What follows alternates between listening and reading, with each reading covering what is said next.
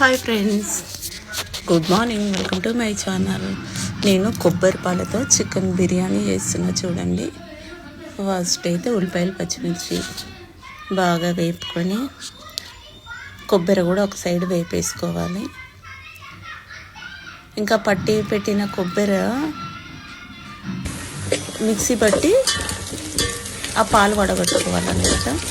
ఇది బిర్యానీకి వేస్తున్నా. అంత బిర్యానీకి మసాలా అంతా వేసేసి ఉల్లిపాయ పచ్చిమిర్చి అన్నీ వేసేసి బిర్యానీ మసాలా వేసేయాలి. మిక్సీ పట్టి కొబ్బరి